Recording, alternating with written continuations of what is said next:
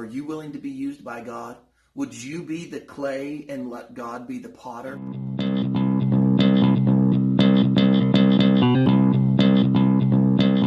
Hey everybody, it's Pastor Justin Walker here, and I've decided to try something a little bit different. In church, every Sunday, my favorite way to preach is to go straight through a book of the Bible. And so that's what I'm going to start doing here. I'll keep the videos pretty short.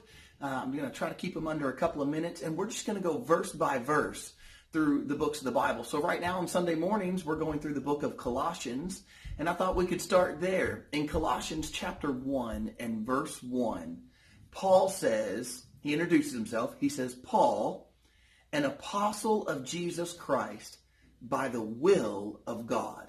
The guy writing the book, his name is Paul, and he says that he is an apostle because it was God's will for him to be an apostle.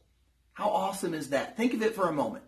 If anybody didn't want to be an apostle of Jesus Christ, it was Paul. Paul didn't want to be an apostle. He actually hated the church. Read the book of Acts and you'll see that Paul hated the church. And yet that same guy says later on, as he's become an apostle, he said, I've become an apostle not because I willed it, but because God did. So here's the question I have for you. Are you willing to let God mold you into who he would have you to be? Paul did amazing things for the church and for the kingdom of God.